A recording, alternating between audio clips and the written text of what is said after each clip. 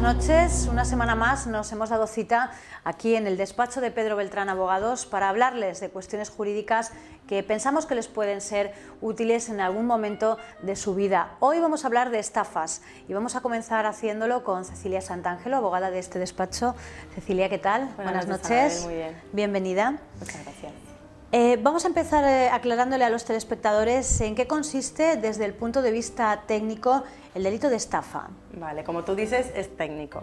El delito de estafa se encuentra regulado en el artículo 248 y 249 del Código Penal. ¿Vale? Dice más o menos que el que cometen estafa aquellos que con ánimo de lucro, ¿vale? Engañan a otra persona para producir un error en la percepción de la otra persona y hacerles cometer un acto de disposición en perjuicio propio o ajeno. Esto te lo voy a explicar mejor con un ejemplo práctico, porque así a lo mejor los telespectadores no lo terminan de entender. Es, por ejemplo, un sujeto que le dice a otro: mira, si me das 100.000 euros, vas a estar, formas parte de mi sociedad. Este sujeto le da 100.000 euros para formar parte de la sociedad y realmente esa sociedad no existe. ¿Vale? Entonces aquí están los requisitos de la estafa, que es el engaño bastante y el ánimo de lucro, porque se lucra con ese dinero que realmente le dio el otro pensando realmente que había una sociedad. Claro, es curioso, ¿no?, que todavía quede gente que sin ningún tipo de garantía suelte esa cantidad de dinero. Pero suele pasar mucho en la práctica, sí que se da. Sí. Parece sorprendente, como dices, pero hay casos. Somos un país un poco de timadores, ¿no? Siempre se ha dicho. Tenemos quizá más facilidad que en otros lugares para darnos para este pensar tipo una de idea, para ver cómo lo podemos hacer para sacar provecho, sí. Es cierto. ¿Puedes explicarnos también un poquito más a fondo en qué consiste la estafa inmobiliaria? Quizá una figura que hemos visto mucho en los últimos tiempos. Sí, como tú dices también, nos damos ideas, como tú dijiste, para ver cómo hacemos una estafa y quedarnos con el dinero de otra persona. Exactamente, las estafas inmobiliarias te las voy a poner con ejemplos también para que lo puedas ver, cuáles se suelen dar. La estafa inmobiliaria, una de ellas, por ejemplo, es la venta de una vivienda que no es tuya. Por ejemplo, la vivienda de tu madre, de tu padre o de tu hermano, o sea, de cualquier persona. Incluso está dándose ahora viviendas que son de entidades bancarias.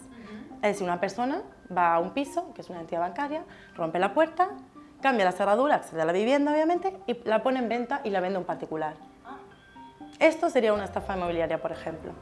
Y ese particular, se me ocurre, normalmente cuando compramos algo pedimos una nota simple en el registro para ver que esté libre de cargas y demás. Sí, bueno, suele ocurrir, como te digo, en la práctica suele ocurrir, pero bueno, puede ser es que cuestión de no. ver a quién engañamos, ¿no? Que claro, alguien que se deje engañar. Lógicamente. Luego también está la doble venta, otro tipo de engaño. Por ejemplo, en un documento privado yo vendo a una vivienda a una persona hoy y a la semana siguiente la vendo a otra persona. Esa otro tipo de estafa también inmobiliaria. ¿Y cuál es la pena por el delito de estafa? Bueno, esto va a depender mucho, o sea, es de 1 año a 6 años de pena de prisión. Pasa que depende mucho de la gravedad de la estafa, o sea, del arrepentimiento del estafador, de la devolución de las cantidades. Los juzgados saben que, bueno, estos son cuestiones civiles, ¿no? Porque entonces lo que hacen es, si el sujeto dice, mira, cometí la estafa, pero me arrepiento y toma, aquí está el dinero, te lo devuelvo, lo que van a hacer es poner una pena de 6 meses de prisión a 1 año. Claro. En cambio, si no se arrepiente, la persona que ha estafado no se arrepiente y sigue él diciendo que no y se demuestra que sí y no devuelve las cantidades, entonces la pena de prisión ya va a ser de 1 año a 6 años. Y me imagino que si se arrepiente, pero no devuelve las cantidades porque ya se haya gastado el dinero, también habrá prisión. No, claro, claro. Bien. ¿Cómo se ejecuta la responsabilidad civil? ¿Cómo cobra el perjudicado? Si es que llega a cobrar en algún momento, Cecilia. Esa es una cuestión importante, yo creo que le va a interesar mucho a quienes se encuentran en esta situación, por supuesto. A ver, ¿qué pasa? Estas personas no suelen tener nada a su nombre, obviamente intentan no tener nada a su nombre. Recuperar las cantidades, como tú dices, es muy difícil a veces, porque ya las cantidades no están, como has dicho. ¿Qué es lo que se está haciendo últimamente por los juzgados, que es una teoría bastante acertada? Es poner una responsabilidad penal, es decir, una pena de prisión, pero que esté subordinada a una responsabilidad civil. Es decir, la pena de prisión le van a poner la mínima, 2 años, que si no tiene antecedentes penales no entra en prisión, ¿vale? Pero subordinado a que pague la responsabilidad civil. Es decir, si paga la responsabilidad civil, no entra en prisión. Si no paga la responsabilidad civil, entra en prisión. Por tanto, ¿cómo cobra el perjudicado? Por el miedo que tiene de entrar en prisión. Claro, Entonces, esa es es la lo única único manera que tenemos para recuperar las cantidades. Muy bien, pues nos queda clara esta parte sobre el delito de estafa, tema que abordamos hoy en este programa. Muchas gracias, Cecilia. Muchas gracias a ti, Anabel. Como siempre.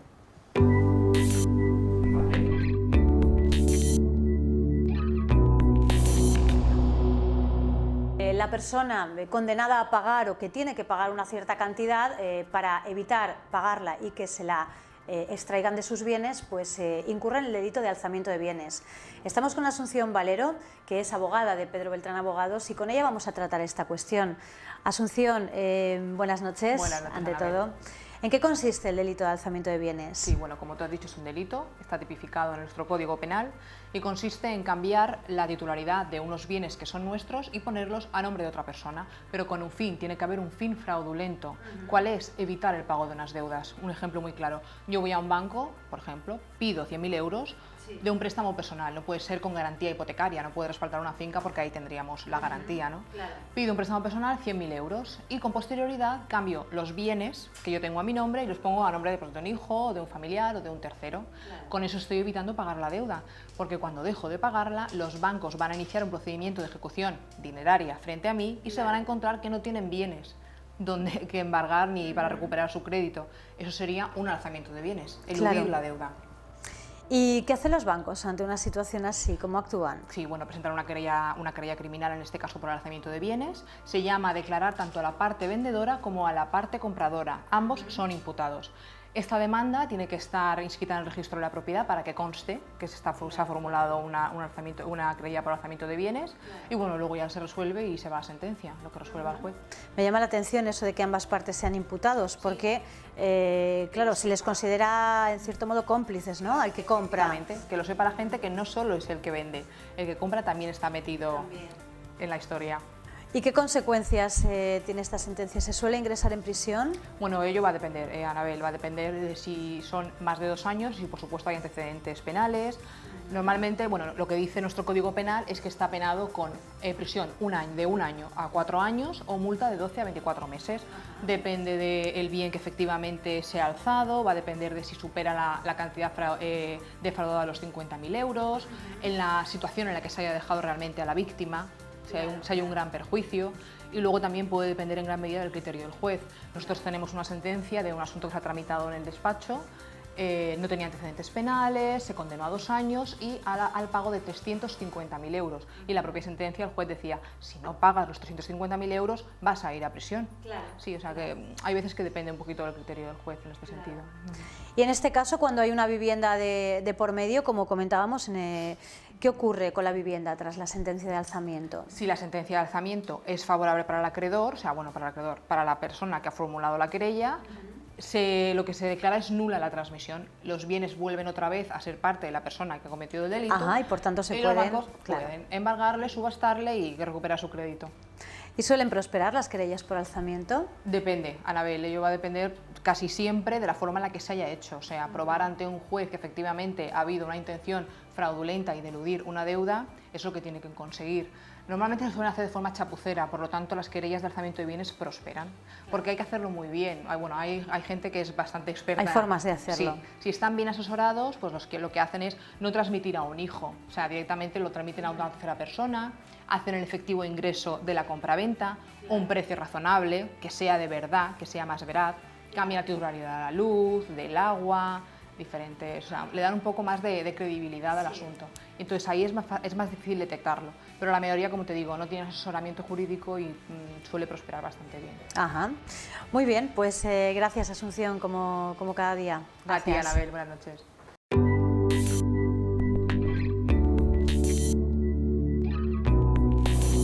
Continuamos hoy hablando de estafas y con Victoria Yarmoluk, abogada de este despacho. ¿Qué tal, Victoria? Hola, Anabel. Buenas Bien, noches. gracias.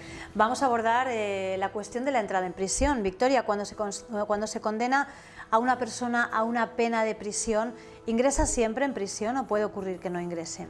Anabel, son casos diferentes, cada caso es diferente. Hay 2 requisitos para no entrar en prisión, que la pena impuesta sea inferior o igual a 2 años y que no hayas cometido ningún delito antes, o sea, que no tengas antecedentes penales. Aún así, como he dicho, cada caso es diferente, los jueces pueden decidir de la forma correspondiente sobre cada caso, si por ejemplo hay una posibilidad de que esta persona vuelva a delinquir, si el asunto es bastante delicado, el juez puede verlo y puede decidir de la forma correspondiente. También suelen vincular la responsabilidad civil, como han dicho mis compañeras antes, que puede estar fijada en una cantidad de dinero que deberías pagar y si no la pagas pues entras en prisión. Estas cantidades suelen ser bastante elevadas, o sea que no es fácil pagarla, no es que te digan, bueno, tienes que pagar 1000 euros si no entras en prisión, no. Como ha dicho también mi compañera Asun, hemos tenido un caso de 350.000 euros que evidentemente esta persona no podía pagar y tuvo que entrar en prisión, aunque la pena fuese menos a 2 años, o sea que cada caso es distinto. Es diferente. ¿En qué consiste la remisión incondicional? La remisión condicional, también llamada condena condicional, es una medida que pretende fundamentalmente la evitación de las consecuencias negativas que pueden pesar sobre la persona, pues el hecho de ingresar en prisión, el estigma social, todas las consecuencias negativas y aparte de que supone un gasto público elevado para el Estado. O sea que todo que se puede evitar tiempos cortos, un año y medio, pues que se puede sustituir por multas, por responsabilidad civil o por incluso trabajos comunitarios. Hay todo tipo de sustituciones. ¿Y desde cuándo se computa el plazo para la remisión condicional? Es una pregunta interesante, Anabel, porque mucha gente piensa que es desde que ocurrieron los hechos o desde la fecha de la sentencia. No es así, es desde la fecha cuando te notifican el auto, el que dice que tienes que portarte bien, entre comillas, y que te da un plazo, normalmente 2 años, cuando no puedes cometer ningún delito.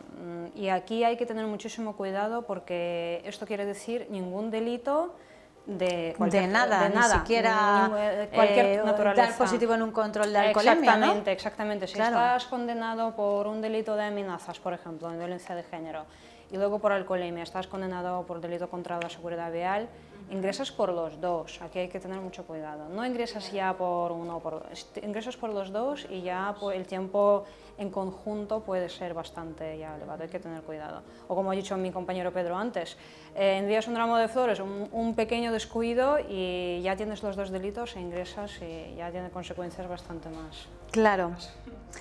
¿Y hay otros requisitos para que la remisión condicional, para que se dé la remisión condicional, aparte de tener una buena conducta? Sí, bueno, uno de ellos es la responsabilidad civil, que además está vinculada en muchísimos casos, porque aparte de cumplir la pena, que muchas veces no se cumple por el plazo inferior a los 2 años, pues tienes que pagar una cuantía, más que nada por los daños y perjuicios causados. Aparte, pues hay técnicas de reeducación social, lo que he comentado antes también en los casos de violencia de género, que tienes que acudir a unos cursos de tráfico, en fin. Hay una especie pues, de técnicas, de más técnicas para que la persona no vuelva a delinquir, sobre todo en este mismo ámbito. Claro. ¿En qué consiste el indulto, Victoria? ¿Y quién es quien está capacitado para otorgarlo? El indulto es una institución bastante peculiar. El indulto realmente lo que hace es perdonar a una persona el cumplimiento de la pena. O sea, la persona sigue siendo culpable, pero se te perdona el cumplimiento de la pena. Es una institución bastante especial porque va contra los principios, por así decirlo, de alguna manera, de la Administración de Justicia. ¿Por qué? Porque lo propone el Gobierno y se decide en el Consejo de Ministros. Uno de estos viernes que se reúnen, pues deciden sobre estas cosas. ¿Por qué es especial? Pues porque lo decide un órgano totalmente alejano a un órgano de justicia. Entonces, bueno, es una situación un poco especial. Habrás sabido que recientemente han indultado a una presa española de Bolivia que tenía cáncer y bueno, es un caso bastante especial y bueno, por razones humanitarias también lo entendemos, ¿no? Pero por otra parte hay indultos bastante curiosos y polémicos. También habrás conocido el indulto de los Mossos d'Esquadra de Barcelona. Cuando fueron detenidos, pues fueron condenados incluso por detener a una persona, por golpearla, amenazarla, meterle una pistola dentro de la boca para que confesara, unos delitos muy graves que fueron condenados por el Tribunal Supremo, pero que luego fue propuesta propusieron un indulto por parte del gobierno y lo concedieron. Que además la audiencia de Barcelona lo rechazó, pero finalmente un segundo indulto también se concedió. Quiero decir, un órgano que no... Sí, que a veces entran en conflicto, claro, ¿no? en un conflicto, sí. Ambos agentes, el que decreta el indulto y quien realmente tiene que darle cobertura legal a ese indulto. Exactamente. De hecho, en aquel caso me acuerdo que era un caso muy polémico y cerca de 200 jueces hicieron un escrito manifestando su desacuerdo. Quiero decir, hay indultos muy polémicos y yo creo que es una institución que, bueno, que hay que tener un poco de cuidado con cada caso. Muy bien, muchísimas gracias, ti, Victoria, como gracias. siempre.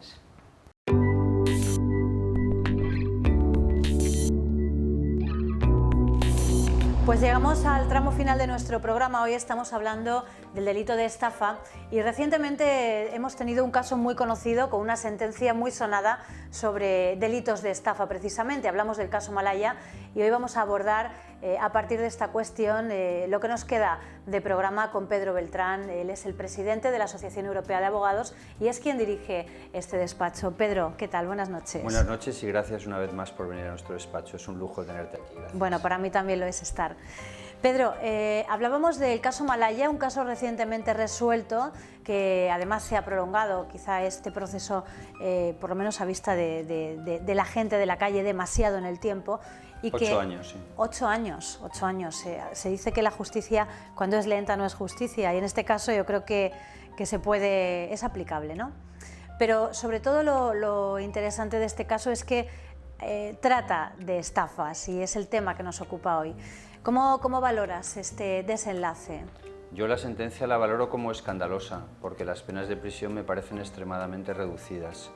El principal afectado ha sido condenado a 11 años de prisión, Roca. Hay otra pena de 6 años para Marisol Yagüe, exalcaldesa de Marbella, y hay otras penas más reducidas de 3 o incluso 2 años para varios de los imputados. Bien, Roca, 11 años, el tercer grado, la mitad del tiempo, 4 o 5 años, ya consigue el tercer grado, salir de prisión con 2/3 partes de la condena y ha estafado 90 millones de euros. Algunos telespectadores se podrían plantear, decir, ¿yo estaría en la cárcel 3 o 4 años por 90 millones de euros? Pues quizás algunos dieran una respuesta positiva. Esto nos ilustra en que la sentencia no es suficientemente justa. Y además extraña mucho que las penas que pedía el fiscal eran muchísimo más altas. ¿Por qué? ¿Por qué bajar? Vamos a ver, ¿por qué no atajar los casos de corrupción y de estafas con muchísima más dureza? Las penas son suaves. Se da mucha flexibilidad a los jueces en este tipo de delitos porque tienen una escala muy amplia luego para aplicar agravantes, para establecer exactamente cuánto tiempo se pasa en prisión. Luego me parece completamente erróneo que en un caso de tanta resonancia pública se dé la imagen al final al ciudadano de que aquí el que la hace no la paga. Porque los casos que tenemos de gente que ha estado en prisión por estafas están un tiempo reducidísimo y al final, en la práctica, pues han salido beneficiados porque esos bienes, Roca ha devuelto 10 millones de euros, 90 millones han desaparecido. Estarán en paraísos fiscales, estarán a nombre de sociedades con terceras personas, estarán en otros lugares, fiduciarios, pero en definitiva dinero que controla él. Claro, la imagen de Roca saliendo de la lectura de la sentencia, eufórico y sonriente, esa es una imagen vale más que 100 palabras. Esa imagen es la que se queda a la gente. Y la imagen es decir, este señor, ¿qué pasa? ¿Que ha ganado? ¿Qué contento está? Claro. La imagen que nos quedamos es la Pantoja condenada a 2 años que no ingresa. La imagen que nos quedamos es la Infanta sí, pero no. La imagen que nos quedamos es el caso Urdangarín, ahí está. Camps y Barberá de repente están imputados, ahora no lo están. Es que, claro, el desconcierto es colosal porque no acaban de aplicarse medidas suficientemente duras contra las estafas. Las penas tendrían que ser más elevadas y plantearse el cumplimiento íntegro de las penas. Y luego un aspecto muy importante, que es la responsabilidad civil, que eso no se cuida adecuadamente. Es decir, si no pagas la responsabilidad civil, tienes que cumplir íntegramente la pena. Entonces ya se cuidaría toda esta gente que ha estafado y que ha robado para devolver. y hay muchos particulares afectados. La crisis agudiza el ingenio y las estafas están aumentando constantemente en España. Tenemos muchas estafas informáticas, hay que llevar mucho cuidado con todo lo que recibimos por emails. Si nos mandan un email y nos piden dinero, malo es. Cuando te mandan un email, no sé si tú habrás recibido alguno, mucha gente lo recibe, mandan un email diciendo, te ha tocado un premio, pero tienes que pagar para que te den el premio 200 euros. No los pagues, porque no te ha tocado ningún premio. Son muy frecuentes ahora, a mí me gustaría comentarlo porque seguro que los telespectadores lo han recibido, igual que lo he recibido yo y mucha más gente. Las cartas simuladas de bancos, los que te dicen que para actualizar tu clave de acceso a la banca online o alguna otra cuestión, pues que tienes que dar tu número de cuenta, tu PIN, hasta tu número de Hacienda, de tarjeta. ahora todo. de Hacienda te notifican, Hacienda le ha concedido la devolución de impuestos en 300 euros, ponen cifras pequeñas, entonces te piden todos los datos y cada vez hay más estafas, hay que ser muy cuidadoso. Hay una película ahora en exhibición en los cines en España que se llama Runner, y esta película trata precisamente de estafas informáticas a alto nivel. Precisamente la vi anoche, Pedro. Muy bien, estupendo. Pues estafas informáticas a alto nivel relacionadas con el juego, pero bueno, que es también una forma de estafar, es decir, estafas por internet, y cuando hablamos de alto nivel del que estafa, no del estafado. Porque los que estafan bien procuran estafar pocas cantidades a mucha gente, porque si te piden 10.000 euros, es que entre otras cosas normalmente a lo mejor no los vas a tener. Y luego muchísimo cuidado y mucho asesoramiento a la hora de firmar, porque hay operaciones inmobiliarias en las que es conveniente siempre, como tú decías antes, pedir una nota del registro de la propiedad, pedir un asesoramiento, buscar un abogado puede salir mucho más barato que las consecuencias negativas de no hacerlo después, y hay que llevar cuidado porque hay muchas compras de extranjeros también, y sobre todo asesorarse bien y que la desesperación no nos lleve a estar todavía más desesperados porque seamos objeto de un fraude precisamente por esa desesperación. Claro. Hay que ser cuidadosos. En esta época hay más estafas que nunca, por todos lados, porque la picaresca española pues se está agudizando. Y no solo es ya la española, el mundo está globalizado. Yo te lo iba a preguntar, Pedro, quizá en épocas de crisis florecen las estafas, también en época de bonanza hay quizá más de donde coger, ¿no? Y también se han dado estafas muy importantes, es cierto. Pues con motivo de la burbuja inmobiliaria, por ejemplo. Pero ahora no hay burbuja inmobiliaria y hay muchísimas estafas inmobiliarias. Es constante la cantidad de estafas inmobiliarias que hay ahora. Hay medios para impedir ser estafado, pero esos medios requieren la cautela, la precaución e, insisto, el asesoramiento. En Alicante, recientemente hubo una estafa inmobiliaria muy importante en un mercado en el que una persona vendió, para que se entiendan mejor los telespectadores cómo funciona la estafa, vendió en contratos privados los puestos de unas galerías de alimentación y a la vez los hipotecó a una entidad bancaria. Consiguió el dinero por las dos vías, es decir, por los compradores porque no inscribieron su dominio en el registro, es fundamental inscribir en el registro siempre, porque no otorgaron escritura pública, y este señor se presentó un procedimiento, fue condenado, estuvo un tiempo breve en prisión, salió fuera, también le ha salido rentable y no ha tenido que devolver el dinero, que es otra vez lo esencial. Creo que los telespectadores tienen que procurar ser cuidadosos hoy, especialmente en Internet, si no hacen operaciones inmobiliarias como será la mayoría, hoy especialmente con los fraudes a través de Internet, y llevar mucho cuidado los extranjeros, que hay tantos en este país y que tienen otras formalidades, tienen otra forma de hacer las operaciones inmobiliarias y ser también cuidadosos. La estafa está más vigente que nunca. En la bonanza hubo estafas, en la crisis hay muchas más estafas todavía, y la justicia lo que tiene que hacer es aplicar con muchísima más dureza las penas en estos supuestos. Quizá es un delito que es de los más difíciles de captar, ¿no? Quiero decir que cuando tú decías que es importante que la gente mire muy bien qué firma, pues es cierto, yo me quedaría con ese mensaje, porque a veces cuando hemos sido víctimas de una estafa quizá va a ser muy difícil capturar al estafador porque suelen desaparecer del mapa. Sí, literalmente. la película que tuviste era sobre esto, de desaparecer del mapa, efectivamente, y más con los fraudes en Internet, que no se sabe de dónde vienen. Es conveniente denunciar, la policía en España funciona muy bien, es una de las instituciones que mejor funciona, los jueces penales también trabajan mucho, los juzgados de instrucción, también la Fiscalía trabaja muy bien, y es conveniente denunciar, exponer adecuadamente los hechos, hacer una denuncia bien hecha, bien formulada, con plenitud de pruebas, y acudir a un abogado que te asesore y te permita recuperar el dinero y conseguir que se haga justicia con el ingreso en prisión, y actuar con rapidez. Esto es esencial. Ir muy rápido, no dejar que pase el tiempo. Muy bien, Pedro, pues muchísimas gracias. Esperemos que nuestros telespectadores no se vean en esa situación, pero nos quedamos con ese mensaje de tener mucho cuidado a la hora de pagar, a la hora de, bueno, pues de firmar algo, y sobre todo con el mensaje de que si somos víctimas finalmente de una estafa, nos pongamos en manos de un despacho como este, como el tuyo, para garantizar que podamos recuperar el dinero, podamos salir victoriosos de una situación como esta, ¿no? Que no es agradable. Muchísimas gracias, Pedro. Nos vemos en 2 semanas exactas, aquí en tu despacho de nuevo. Muchas gracias, Anabel, y gracias a Información TV por venir. Gracias a ustedes también por acompañarnos un día más. Esperamos que este programa les haya sido de utilidad, y dentro de 2 semanitas volvemos a estar de nuevo aquí en el despacho de Pedro Beltrán. Hasta entonces.